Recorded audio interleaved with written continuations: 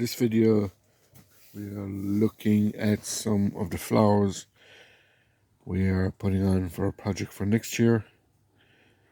It is a border along a fence that is very grassy and weedy, so we want to just plant it all up with a nice flower border next year, bring in plenty of insects to the veg, give us good germination on our crops. So the first thing we're looking at is some geraniums, and we took cuttings this year, but we need a lot of plants so for next year's project, so I grew some from seed. These plants, as you can see, they're coming along well. These are about 5 to 6 weeks old.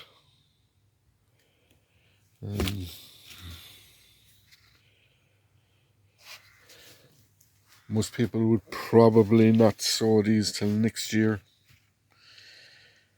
but I think the advantage of sowing them late in the preceding year is that you will have a nice strong plant ready to plant out next year. It's well established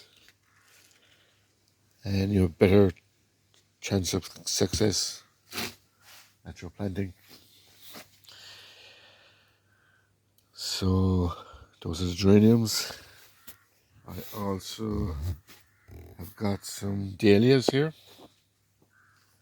These are a show variety.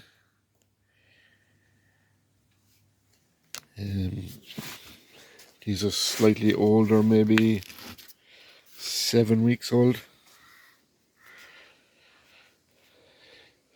I had to add organic slug pellets to these because slugs just love them.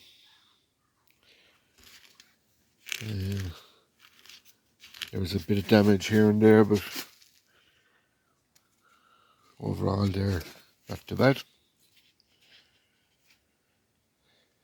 I think if I hadn't added the organic slug pellets, I probably wouldn't have any plants left.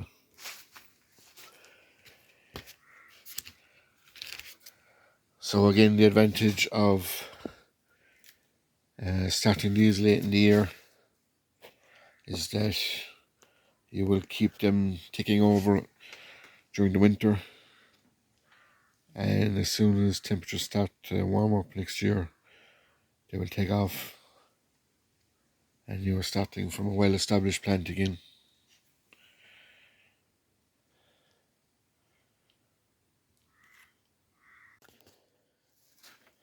I would say maybe some gardeners are not as enamored with flowers as the veg, but they do work well together. I did not really have much interest in the flowers when I started out growing veg, but a mislabeled pack of sweet peas went in instead of peas, and basically the flowers brought in so many insects, bees, and we had a bumper crop that year. So I think flowers should be part of any veg garden if you want to maximize your potential and have the best and most productive plants you can get.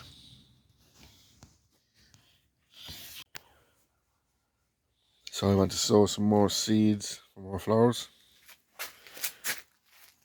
All of these seeds are save seeds. That is a foxglove plant. It's been hanging for a few weeks drying out, and I had a bucket underneath it, and basically as it slightly shook, all the seeds fell into the bucket and we collected them, and there they are in the bag. We also have some lupins hanging. Same thing, let them dry out, then just pot them. See the seeds inside there. And we have some wallflower seeds hanging here as well. Same thing again. Just have them all hanging in a dry area in the tunnel, and you can collect your seeds off them. So we have foxglove, lupins, sweet william, sweet pea, and wallflowers. Again, all same seed. So we're doing the same procedure as the geraniums and dahlias, starting them off the preceding year, just letting them barely tick over during the winter, keep them alive. And once temperatures rise, then they will take off, and you will have a nice strong plant early, ready to plant out. This is particularly useful for the sweet pea. Most people wouldn't sow their sweet pea probably till March next year maybe. But the plants you have sown here now will be a really strong plant by that stage. We always start a few off in the tunnel, and we actually have sweet pea flowers probably in late March into April, even early. And then we have our outside ones, and we might probably even sow a second amount next March for a later flush of sweet pea. So we basically just have trays of compost. Our seeds here are tiny for foxglove.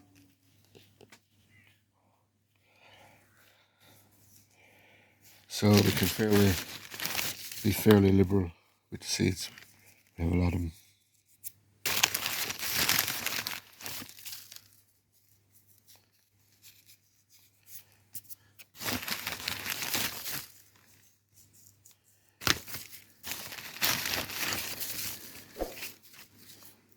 Okay.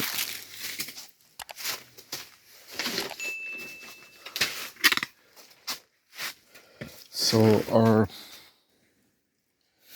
plants will germinate in this tray, and depending on the plant and the growth, they may even stay in them over the winter. If they do get big, we will individually pot them into bigger boxes or trays just to bring them on. So that was the foxglove. This one is sweet pea. They've all been potted here. Look. That's our seed.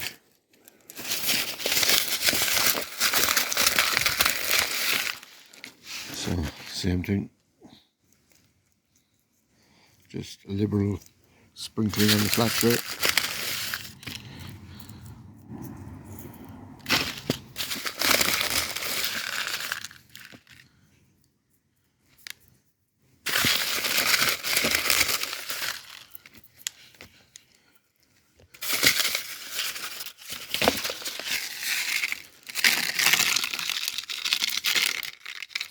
Again,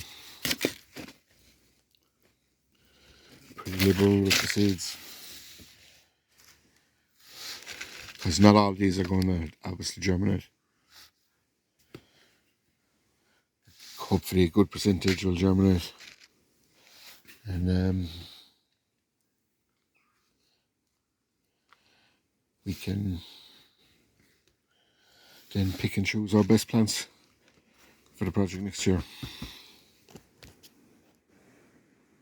So this is tray 3. which is Sweet William. Again, really tiny seeds.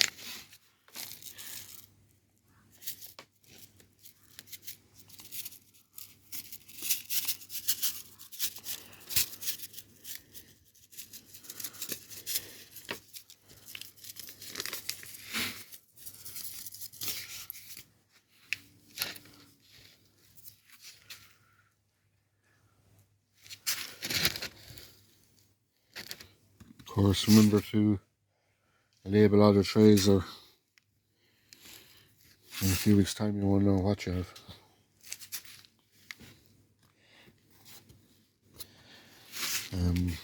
These trays will need to be kept moist, and we will have them in the tunnel just to make sure they have a nice bit of warmth in there.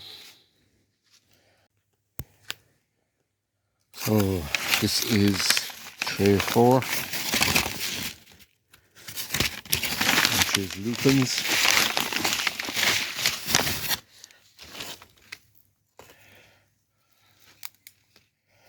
Again,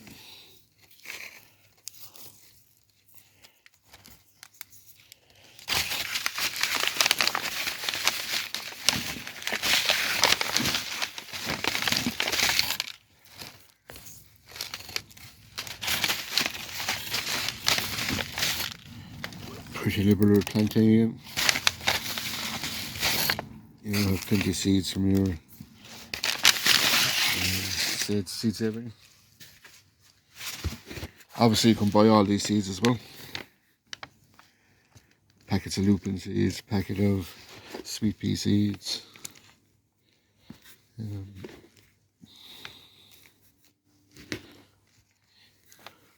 Saving really costs you nothing. Saving seed, and you have a large amount of seed to play with.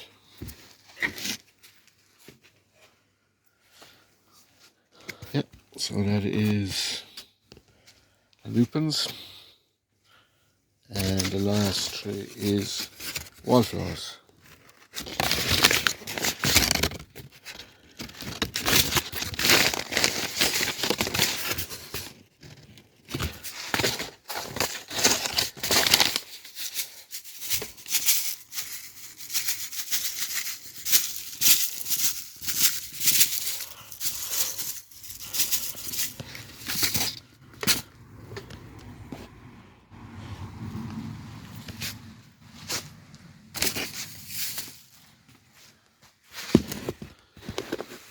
So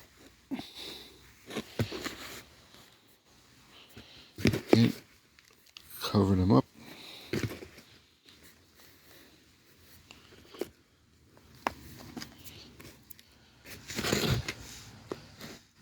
That's our 5 trays sown, and we just need to label them. So we put them away on a shelf, keep them watered over the winter, and we should have some good plants to start with next year. And in part 2 of this video, we'll continue on, take a few cuttings from some lupins and wallflowers.